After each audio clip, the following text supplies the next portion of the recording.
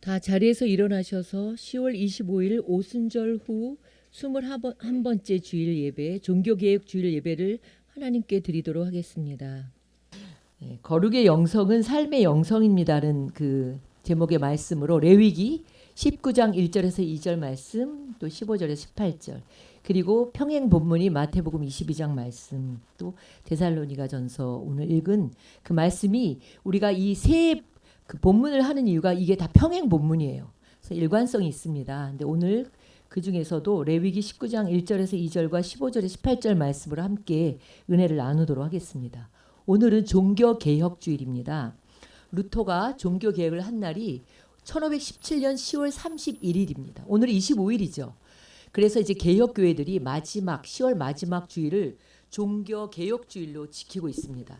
그래서 독일의 비텐베르그라는 작은 교회 정문에 교황청을 향해서 95개의 반박문을 붙인 날이 바로 이 10월 31일인 거죠. 당시 루터는 비텐베르그 수도원의 비텐베르그 수도원의 수도사는 아니라고 합니다. 제가 우리 주영존 선생님한테 물어보니까 아우구스티누스 수도회의 수도원의 은자수도원 거기에 그 수도사였고, 그 다음에 이제 비텐베르그 그 신학교에서 신학생들을 가르치는 신학 교수였다고 합니다. 그래서 그가 처음부터 개혁을 생각한 건 아니었어요. 그 교황청의 부조리에 대한 토론을 하기를 원해서 그 성당 문 앞에다가 95개 조항의 반박문을 붙인 거죠. 근데 그날이 티핑 포인트가 된 거예요. 그래서 그 어떤 종교 개혁의 촛불이 점화된 사건이 된 것이에요. 사실 그 이전부터도 유럽 각 지역에서는 산발적으로 개혁에 대한 사건들이 일어났지만 성공을 못한 것뿐이었죠. 그런데 이 일을 이제 계기로 종교 개혁의 그 불길이 확 이제 타기 시작한 거죠. 당시의 그 시대적 배경을 보면 봉건주의가 무너지고, 그리고 이제 도시 근로자들이 생겨나고, 정치적으로도 이제 민족주의가 각 나라마다 민족주의가 태동하게 되면서 모든 분야에 문예 부흥 운동이 일어난 거예요. 르네상스 물결이 일어나기 시작한 겁니다. 그래서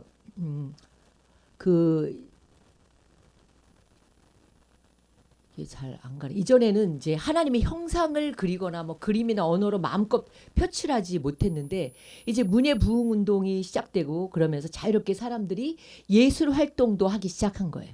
그래서 중세에는 이 성경 말씀이 다 라틴어로만 쓰여져 있어서 신부님이 나와서 예배 시에 그 말씀을 낭독하는 것이 다였습니다. 그런데 이제 이 문예 부흥, 르네상스 시대가 오면서 각 나라별로 성경이 번역되기 시작했고, 루터도 이제 독일말로 성경을 번역하기 시작한 것이죠. 그래서 그 당시까지의 영성 그러면 수도원에만 있다고 생각한 거예요. 영성 그럼 수도원에 있고, 교황청의 그런 뭐 누구죠? 교황청의 교황이라든가 신부님이라든가 이런 소수의 사람에게만 있다고 생각되던 그런 때였습니다. 그런데 이제 결국 이 마르틴 루터의 종교 개혁은요, 수도원과 로마 교황청 그리고 그 몇몇 소수 사람들에게만 있다고 생각했던 그런 영성을 그 성도들의 일상으로 끌어들이는, 그것이 종교 개혁의 사실 가장 큰 특징입니다.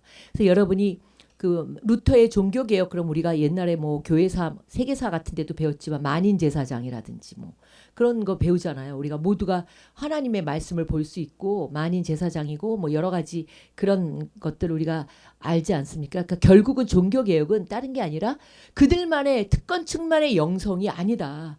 우리 성도들도 그 영성을 가질 수 있다. 이게 종교 개혁의 사실 특징입니다.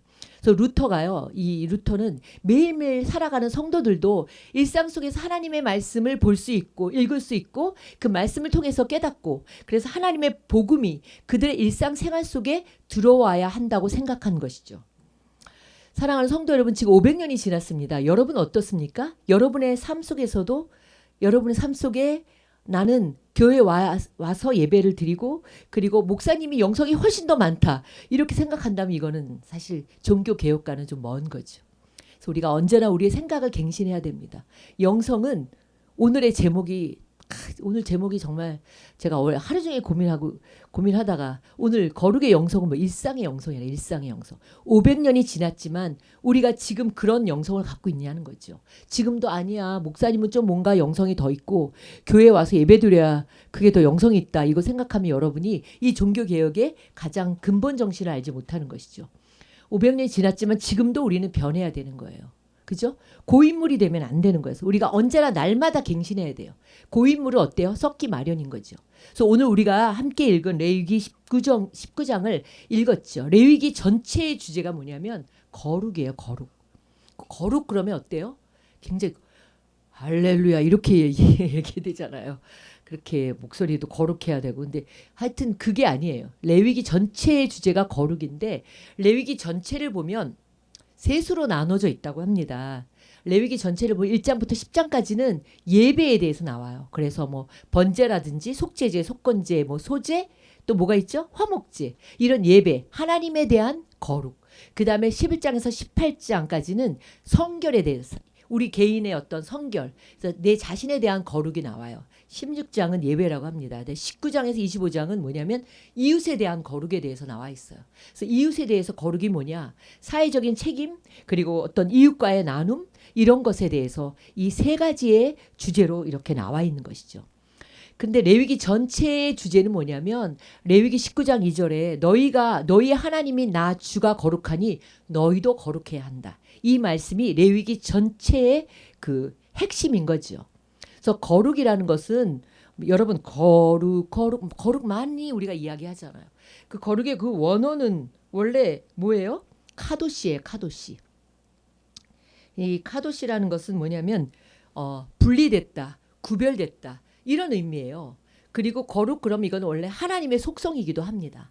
그런데 19장 전체를 보면 하나님에 대한 거룩만 얘기하지 않았다는 거예요. 우리 자신에 대한 거룩, 이웃에 대한 거룩도 얘기했다는 거죠.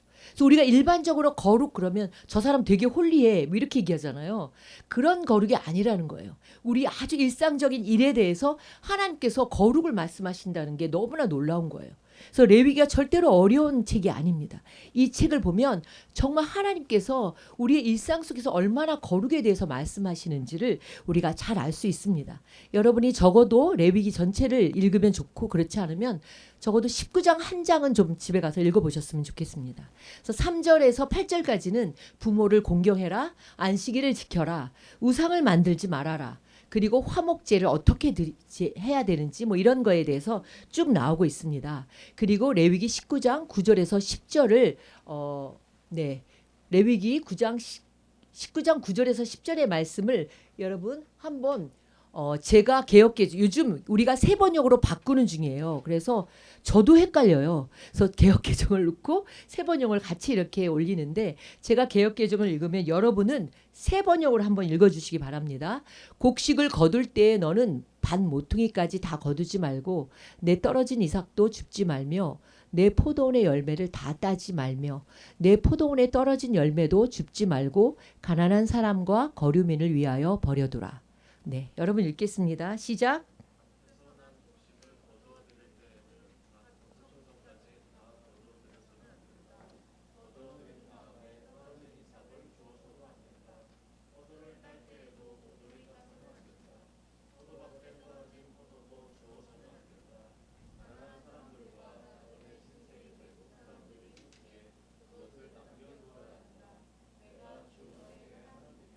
네, 여기에 가난한 사람들은 성경에서 말하는 가난한 사람들의 대표적인 부류가 대표적인 사람들이 고아와 과부죠. 그리고 이제 나그네 신세인 외국 사람들은 나그네예요. 나그네. 고아와 과부와 나그네를 위해서 추수 때에 반 모퉁이 일부를 남겨두라는 명령은 하나님의 정말 긍휼, 자비 그리고 사랑이 참 잘 나타나 있습니다. 거룩이란 바로 이런 것입니다. 가난한 자 그리고 나그네 우리 주변에 있는 그들에게 자비를 베풀고 그들의 어떤 그 생계를 보장해주고 또 나아가서는 나눔의 삶을 사는 것 이것이 거룩인 것이죠. 하나님께서 레위기를 통해서 주신 그 반모퉁이 법을 어디에 잘 나오냐면 룻기를 보면 룻기에서 잘 나타나고 있습니다. 룻기서 2장에 보면 베들레헴의 그 유력자였던 그 보아스가 그 이방 여인이면서 과부잖아요. 그 이방 여인 과부 룻을 위해서 그의 밭에서 그 이삭을 일부러 이렇게 다 줍지 말고 떨어뜨리라고 이야기를 합니다. 그 이삭을 주울 수 있도록 배려하는 모습은 그 보아스가 이런 하나님의 법을 그대로 실천하고 있음을 우리가 볼 수 있습니다. 또 13절에 보면은요, 이런 말씀이 나와요. 여러분이 읽었지만 품꾼의 삭슬 당일에 주라는 거죠. 품꾼의 삭슬 안 주면 그 가족이 어떻게 살겠습니까? 그러니까 당일에 주라는 거죠. 그 다음에 15절에는 재판을 어떻게 하라고요? 공의로 재판하라는 거죠. 부자라고 더 이렇게 봐주거나 또 가난하다고 또 그 사람을 봐주거나 그러지 말고 정말 공평하게 그렇게 재판을 하라고 이렇게 말씀하십니다. 그리고 36절에는 공평한 절과 추를 사용하라. 이런 하나님의 명령은 모두 다 이웃과의 관계에 관한 것임을 우리가 볼 수 있습니다. 따라서 거룩이라는 것은 결국 일상의 영성이라는 거죠. 일상의 영성이며 이것이 이웃 사랑으로 이어져야 하는 것을 우리가 이 레위기를 통해서 참 알 수 있습니다. 로마서 12장 2절 세 번역을 한번 보겠습니다. 네. 여러분은 이 시대의 풍조를 본받지 말고 마음을 새롭게 함으로 변화를 받아서 하나님의 선하시고 기뻐하시고 완전하신 뜻이 무엇인지를 분별하도록 하십시오. 이 시대의 풍조를 따르지 말라는 거예요. 그리고 변화를 받으라는 거예요. 우리가 세상에 살아가지만 세상의 풍조를 따라가지 않는 삶이 거룩의 영성인 거예요. 교회도 세상의 풍조가 얼마나 많이 들어왔어요. 교회에도 힘이 있고 그리고 좀 부한 사람에 대해서는 더 대우를 하고 그리고 또 힘들고 어려운 사람에 대해서는 그들을 외면하는 그런 세상의 풍조를 따라가면 안 된다는 거죠. 우리가 세상 속에 살아가지만 하나님께서 말씀하신 이 거룩이 무엇일까? 거룩의 영성이 무엇인가를 우리가 끊임없이 고민하고 생각해 봐야 된다는 거예요. 교회가 똑같이 이렇게 세상의 풍조를 따라간다면 어떻게 변할 수 있겠습니까? 그렇죠? 세상 속에 살지만 네. 교회는 달라야 돼요. 뭐가 달라야 돼요, 여러분? 교회는 달라야 돼요. 교회가 달라야 되죠? 목사님 가운 입는 게 달라요? 뭐가 달라야 돼요? 겉모습이 다른 게 아니에요. 안이 달라야 되는 거죠. 어떤 책을 보니까 이런 이야기가 있더라고요. 사람이 꽃이 빨리 피기를 너무 기다리다가 그 손으로 막 억지로 봉우리를 애들이 그런 일 많이 하잖아요. 꽃봉우리 막 이렇게 꽃봉우리를 억지로 벌린다고 해서 피어지는 게 아니라 안에서부터 변화가 일어나야 된다는 거죠. 시간이 흐르면서 그 꽃이 연글게 되고 자연스럽게 봉우리가 펴질 때 그 꽃이 아름답게 만개하는 것이죠. 하나님께서 원하시는 그런 변화란 바로 이런 거예요. 우리 안으로부터의 변화를 말하는 거예요. 하나님의 말씀을 통해 그 마음이 변화되고 생각이 변화되고 가치관이 변화되고 그리고 거룩한 영향력이 그 속에서부터 나타나는 삶. 그것이 하나님이 원하시는 변화인 거예요. 세상적 가치관이 아니라 성경적인 가치관으로 판단하는 거죠. 세상의 기준이 아닌 말씀이 기준이 되는 삶을 살아갈 때 그것이 거룩의 삶인 거예요. 예배를 드려요. 예배를 드릴 때는 거룩 거룩 거룩 이렇게 예배를 드려요. 근데 예배 딱 밖에 나가면 뭐예요? 똑같아요. 주식이 얼마나 올랐어. 이 똑같이 사람들하고 물론 주식 하지 말라는 건 아니에요. 또 부동산 집을 사야죠. 그리고 집을 넓혀가야죠. 그런데 그런 모든 방법이 세상의 사람들과의 어떤 그 방법과 같으면 안 된다는 거죠. 우리가 이 거룩의 삶이라는 것은 이렇게 우리 안에서부터의 변화라는 걸 우리가 늘 생각해야 돼요. 그래서 구약을 보면요. 신명기는요. 하나님의 사랑, 하나님을 사랑하라는 게 나와 있다면 레위기는요. 이 레위기에서의 영성은 뭐냐면 거룩은 이웃 사랑을 가르치고 있어요. 신명기 6장 5절은 여러분 잘 알잖아요. 쉐마잖아요. 너는 마음을 다하고 뜻을 다하고 힘을 다하여 내 하나님 여호와를 사랑해라. 신명기는 하나님 사랑을 가르치고 있다면 레위기 19장 18절은 이웃 사랑을 가르치고 있습니다. 다 같이 읽어보도록 하겠습니다. 시작. 원수를 갚지 말며 동포를 원망하지 말며 내 이웃 사랑하기를 내 자신과 같이 사랑하라. 나는 여호와니라. 레위기는요. 이스라엘 사람들이 자녀들에게 가장 먼저 가르치는 책이래요. 그 이스라엘 사람들은 꿀을 성경책에 바른대잖아요. 그래서 아이들이 어릴 때 그 꿀을 핥게 한대요. 그리고 가르친대요. 얘들아, 이 책이 이렇게 꿀보다 더 단 책이야. 이렇게 가르치고 그 다음에 제일 먼저 가르치는 책이 창세기도 아니고 신명기도 아닌 거예요. 레위기를 가르친대요. 그만큼 가장 중요한 책이라고 합니다. 나는 너희 하나님 여호와이니라. 이 말씀이 제일 많이 들어있대요. 레위기에 가르치는 거죠. 이 아이들에게 뭐가 중요한지 그것을 가르치는 거예요. 그래서 레위기가 사실은 성경에서 율법 중에 율법이지만 또 구약 성경이지만 복음 중에 복음이라고도 그렇게 이야기하고 있습니다. 왜 그럴까요? 왜 복음 중에 복음일까요? 그 속에 그리스도, 예수 그리스도의 삶이 다 들어있어요. 하나님 사랑, 이웃 사랑. 성경의 핵심인 하나님 사랑, 이웃 사랑이 다잖아요. 근데 그것이 레위기에 다 들어있기 때문인 거예요. 성도 여러분, 우리가 성경을 볼 때에도 언제나 두 렌즈로 봐야 돼요. 하나님 사랑, 이웃 사랑이라는 두 렌즈로 보아야 합니다. 그것이 성경 전체가 가르치는 핵심이에요. 그래서 우리가 성경을 몰라도 이게 하나님 사랑, 그리고 이웃을 사랑하는 건가? 그걸 보면 우리가 분별력을 가질 수 있다는 거예요. 오늘 함께 읽은 마태복음 22장 35절에 율법사가 율법 중에 어느 계명이 크냐고 그렇게 예수님에게 물어보았습니다. 사실 율법은요, 굉장히 많아요. 이 모세오경이잖아요. 토라가. 거기에 하라는 계명이 안 쉬어봐서 모르겠는데 248개고 하지 말라는 걸 얼마나 많이 나눠놨는지 365개를 나눠놓은 거예요. 그래서 이게 합쳐서 613개잖아요. 그래서 그들이 율법사들이 모여갖고 늘 그걸 가지고 토론한 거예요. 이게 맞느냐 하지 말라고 했는데 그 안식일에 어떤 그런 것도 이들이 그걸 가지고 계속 토론을 한 거예요. 소가 빠졌는데 이걸 건져야 되느냐? 얼만큼 걸어가면 그거를 이렇게 건져낼 수 있느냐? 뭐 이런 거 가지고 토론하는 거죠. 그러니까 이 율법사도 예수님에게 이제 예수님을 시험하려고도 했지만 그 중에 어느 율법, 어느 계명이 가장 크느냐고 이렇게 물어본 거죠. 성경도요, 작은 조항 하나하나를 문자적으로 따지다 보면은 그것이 오히려 우리를요, 올가매게 하는 그런 게 굉장히 많습니다. 그래서 우리가 교회법이나 사회법을 해석할 때에도 법의 취지와 목적을 생각하지 않고 글자 하나, 단어 하나, 그리고 조항 하나하나를 가지고 이거는 의리다, 이건 의리 없다, 이렇게 따지다 보면 어떻게 돼요? 본질에서 벗어나게 되는 거예요. 이 법을 왜 만들었을까? 이 법은 이웃을 사랑하라는 그 하나님의 어떤 목적이 있다 그러면 그 글자 하나하나가 중요한 게 아니라 그 본질을 가지고 우리가 이렇게 생각해야 되는데 그렇지 않다는 거죠. 율법 학자들이 그랬다는 거예요. 그래서 율법을 어떻게 했어요? 굉장히 복잡하게 만들어 놓은 거예요. 그런데 사랑하는 성도 여러분, 주님은요, 그렇게 복잡하지가 않으세요. 아주 단순하고 명료하게 말씀하시는 거예요. 예를 들면 이런 거예요. 마가복음 2장에 보면 안식일에 예수님의 제자들이 너무나 배가 고파서 그 안식일에 이삭을 잘라 먹고 있었어요. 근데 그 장면을 본 바리새인들이 아니, 예수님의 제자들은 안식일에 하지 못할 일을 했다고 비난한 거예요. 그리고 그럴 때 예수님께서 뭐라고 하셨냐면 안식일은 사람을 위하여 있는 것이지 사람이 안식을 위해 있는 것이 아니다. 그리고 인자가 안식일의 주인이다. 이렇게 명쾌하게 답변을 하신 거예요. 우리 신앙이 그렇게 복잡하지가 않아요. 사실은 굉장히 심플하고 분명합니다. 무슨 일이든 결정하거나 판단할 때 그래서 여러분이 잘 모르면 하나님 사랑, 이웃 사랑 이 두 가지 렌즈를 가지고 본다면 틀리지 않습니다.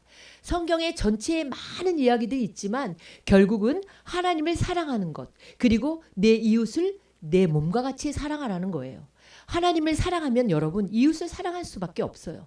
하나님의 사랑을 놓쳐버리면 이웃도 사랑할 수 없는 거예요. 하나님과의 관계에서 문제가 생기면 인간 관계에서도 문제가 생기게 되어 있는 것이죠.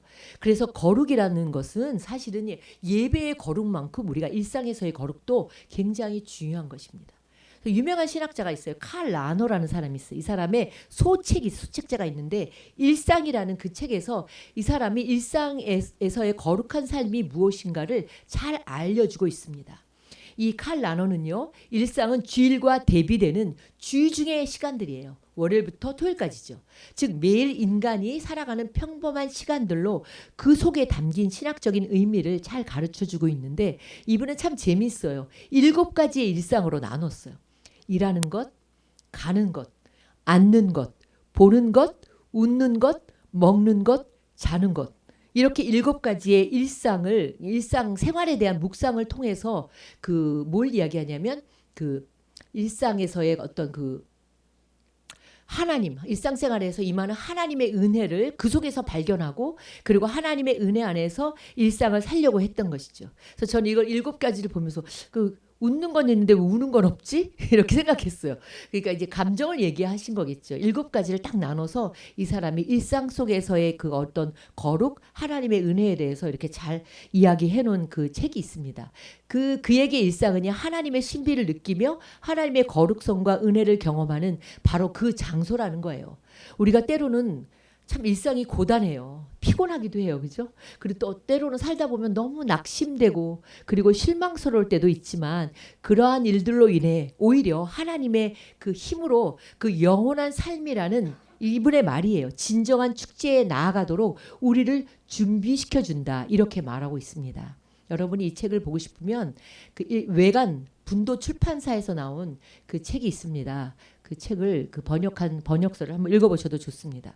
성경에서 말하는 거룩함이라는 건 뭐예요? 그러니까 삶 전체와 관계되는 것이죠. 그래서 우리가 일상을 주목해야 합니다. 일상은 평범하지만 그 속에서 하나님의 신비를 경험하는 현장입니다.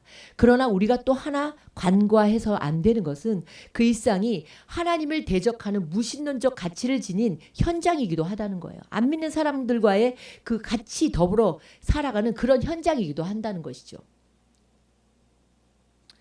그래서 사도 바울이 얘기하지 않습니까? 로마서 12장에 보면 우리 몸을 하나님이 기뻐하시는 산 제사로 드려라. 그렇게 건면한 후에 너희는 이 세상을 본받지 말고 마음을 새롭게 하고 변화를 받아 하나님의 뜻을 분별하라. 이렇게 가르치는 거예요. 그 이유는 왜 그럴까요? 그리스도인에게 일상의 또 다른 측면은 무신론적 가치를 가진 사람들과 더불어 살아가는 현장이기 때문에 우리가 그 속에서 분별해야 되고 대항해야 되고 그 속에서 뭔가 변화시켜야 되는 그런 현장이기 때문인 거예요. 우리가 믿고 고백하는 하나님은 특별한 시간과 공간에만 나타나는 하나님이 아니라 매일 우리가 숨쉬고 살아가는 우리의 일상의 삶 속에서 함께 하시는 하나님이시라는 거예요. 우리가 이 코로나 바이러스, 코로나를 통해 우리가 더욱 많이 요즘 깨닫게 되는 게 일상에서의 여러분 영성이잖아요. 그동안에 그렇게 일상에서 영성을 훈련하지 않은 사람은 너무나 힘든 것이죠. 그러나 우리가 날마다 큐티를 하고 또 우리의 일상에서 하나님과의 임재, 하나님과의 어떤 관계를 잘 한 사람들은 이 코로나가 와도 그것이 그렇게 흔들림이 없다는 것이죠. 우리가 요즘 너무나 많이 깨닫는 게 일상의 영성 아니겠습니까?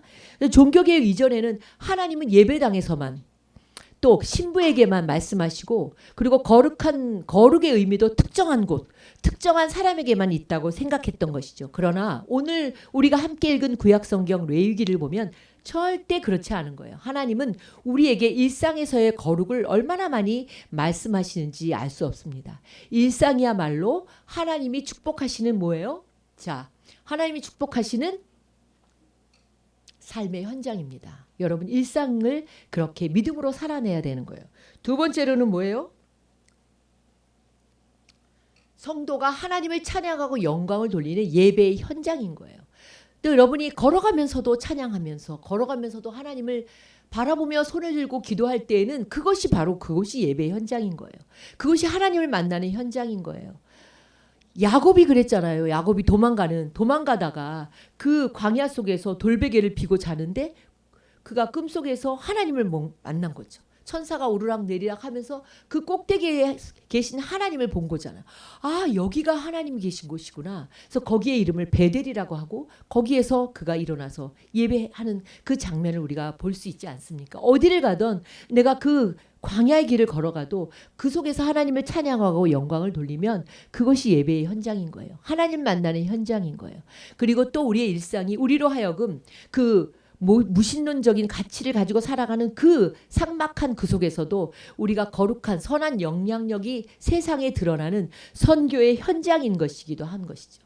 세상을 향한 하나님의 사랑은 특별한 사건을 통해서도 역사하지만 그러나 성도가 세상 속에서 살아가는 매일매일의 삶을 통해서 하나님께서 나타나는 것이죠.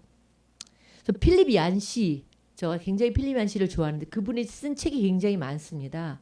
그 사람이 쓴 책 중에 Finding God in Unexpected Places라는 그런 그 책이 있습니다. 갑자기 영어를 했는데 한국말이 생각이 안 나. 한국말 이 번역이 뭐죠? 기대하지 않은 곳에서 만난 하나님. 이걸 우리나라 말로 번역을 뭐라고 번역을 했더라? 뜻밖의 장소에서 만난 하나님 이렇게 번역이 왔어요. 번역서가 있어요. 이 책에 보면은 이 사람이 저널리스트인가 뭐 그래요. 그래서 굉장히 관찰하는 걸 좋아하는데 그 세상을 관찰하다가 그 속에서 일하시는 하나님을 보았다. 이렇게 말을 합니다. 그래서 그는요 사람의 일터를 관찰하다가 그 속에서 일하시는 하나님을 보았고 그리고 깨어진 사회 속에서 깨어진 사회를 치유하시는 하나님을 만난 거예요. 그리고 그는 틈새에서 하나님을 만났다 이렇게 고백합니다. 그렇다면 우리 또한 뜻밖의 장소에서 하나님을 만날 수 있는 거죠. 내가 전혀 기대하지 못했던 예상하지 못했던 그곳에서 하나님을 만날 수 있다는 것이죠. 성경을 보면요 하갈이 나옵니다. 우리는 하갈을 그냥 지나칩니다. 근데 하갈이요 굉장히 상처받은 여인이에요. 그 얼마나 기가 막혀요. 그 몸쪽으로 왔는데 거기다 하갈은 또 뭐예요? 흑인종이잖아요. 그러나 이제 그 이스마엘을 낳고 물론 좀 교만했기 때문에 굉장히 어려움을 많이 당했지만 어쨌든 인간적인 큰 상처를 입고 광야를 방황하다가 그곳에서 하나님을 만납니다. 뭐 물이 없고 거기서 아들과 함께 죽을 수밖에 없는 그런 때에 하나님을 만나요. 그래서 그때 하나님을 뭐라고 이 고백하냐면 감찰하시는 하나님이다 이렇게 고백합니다. 이 감찰하신다는 건 뭐냐면 나를 주목하여 보시는 하나님이다. 광야에서 내가 죽을 것 같은 이 아무도 나를 도와주지 않는 이곳에서 그곳에서도 나를 주목하여 보시는 하나님이라고 이렇게 고백합니다. 사랑하는 성도 여러분, 하나님은 우리의 일상 속에서도 특별히 나의 아픔 가운데 그거를 주목하고 보시는 하나님이신 거죠. 나의 눈물을 또 주목해서 보시는 하나님, 나의 배신의 상처를 아시고 주목하고 보시는 하나님이시라는 거예요.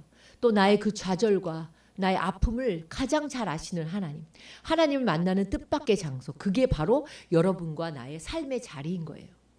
성도 여러분, 우리가 호흡하며 살아가는 일상의 삶 중에 어느 것 하나도 소중하지 않은 것이 없습니다. 그래서 우리가 고통 가운데, 고통의 순간에도 그 속에서도 하나님이 나와 함께 하시는 걸 우리가 발견하게 되는 거죠. 기쁨의 순간에도 그것에서도 하나님을 우리가 느끼는 것이죠. 어제 하늘나라에 간 사람은 오늘의 삶을 얼마나 간절히 그렇게 기다렸겠습니까? 또 어제 감옥에 간 사람은 오늘의 자유를 얼마나 부러워하겠습니까? 우리가 살아있는 삶의 모든 순간, 고통스러운 순간이든 행복한 순간이든 그것이 그때가 하나님을 만나는 순간이 될 수 있다는 거예요.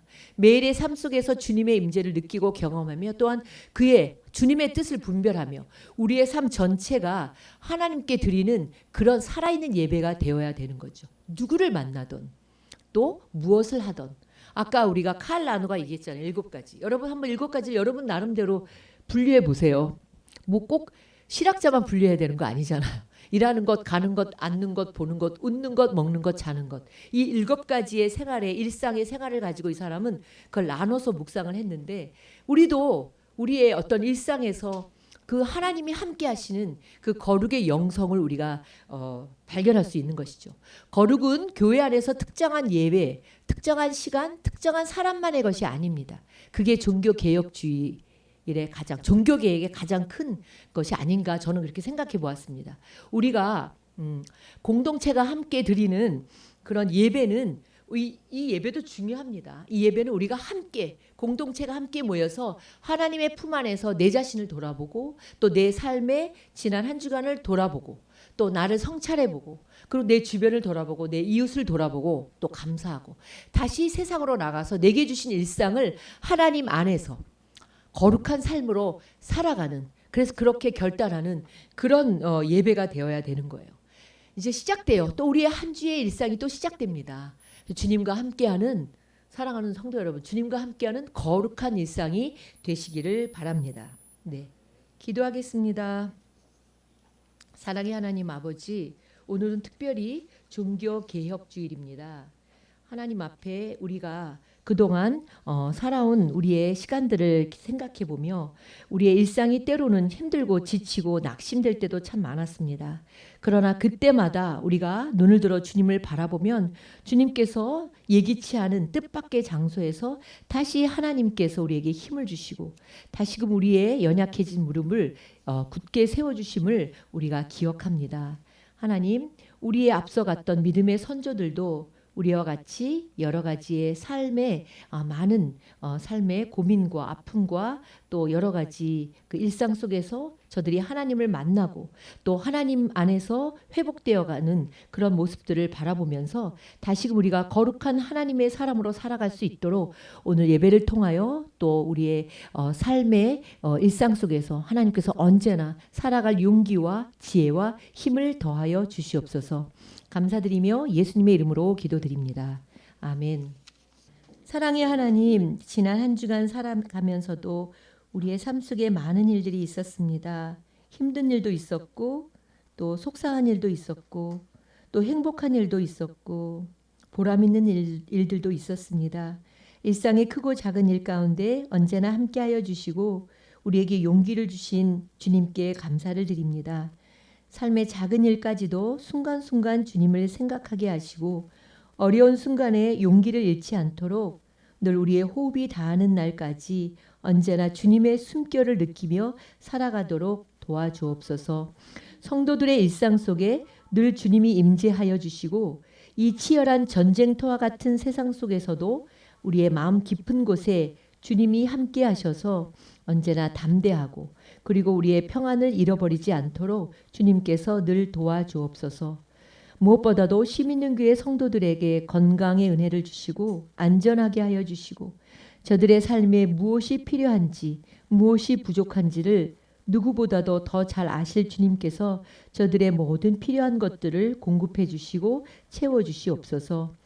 사랑하는 성도들의 장막을 위해 기도하는 기도의 제목, 또 직장을 위해 기도하는 기도 제목, 사업과 병원과 학원, 그리고 여러 가지의 많은 기도의 제목들을 주님께서 들어주시고 지혜를 주시고 또 학업 가운데 있는 우리의 자녀들, 성도들, 또 미래를 준비하는 그런 우리 성도들에게도 그 길을 앞길을 예비하여 주시고 하나님께서 선하신 목자 되시는 주님께서 저들을 의로운 길 그리고 선한 길로 인도하여 주시옵소서.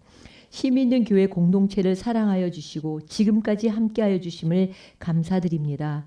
하나님께서 이 교회가 정말 하나님이 기뻐하시는 교회가 되게 하여 주시고 언제나 이 교회를 통해 이 사막과 같은 광야 같은 세상을 살아가는 성도들이 이곳에서 가란 저들의 심령이 힘을 얻고 쉼을 얻고 생수의 은혜를 얻을 수 있도록 주님께서 도와주셔서 세상의 일상 속에서 하나님의 사랑과 이웃사랑을 늘 실천하는 거룩한 성도들이 되도록 축복하여 주시옵소서. 특별히 자라나는 자녀들을 위해 기도합니다. 우리의 자녀들이 이 삭막한 세상 속에서도 세상의 어떤 그 뜻을 세상의 길을 따라가지 않도록 언제나 우리의 자녀들의 마음을 지켜주시고 하나님의 사랑과 은혜를 허락하여 주시며 세상을 이길 지혜를 허락하여 주시옵소서. 사랑하는 우리 모든 성도들의 가정마다 주님의 평안과 주님의 감사, 기쁨 그리고 사랑이 넘쳐나도록 함께하여 주시기를 간절히 원합니다. 하나님께서 오늘도 우리 성도들의 그 기도의 제목을 담은 그 손길마다 주님께서 기억하여 주시고 아버지께서 저들의 모든 필요한 것들을 공급하여 주시옵소서. 지금은 우리의 생명과 길과 진리 되시는 예수 그리스도의 은혜와 이 메마른 세상 속에서도 늘 이기며 넉넉한 하나님의 은혜로 살아갈 수 있도록 부어주시는 하나님의 크신 사랑하심과 우리의 일상 속에서 언제나 함께하여 주셔서 우리에게 힘을 주시고 위로해 주시고 용기를 주시는 성령님의 감동하심이 오늘 일상에서의 삶 속에서 하나님의 자녀로 기쁘게 살아가기를 원하는 우리 모든 성도들에게 이제로부터 영원토록 함께 하시기를 간절히 축원하옵나이다. 아멘.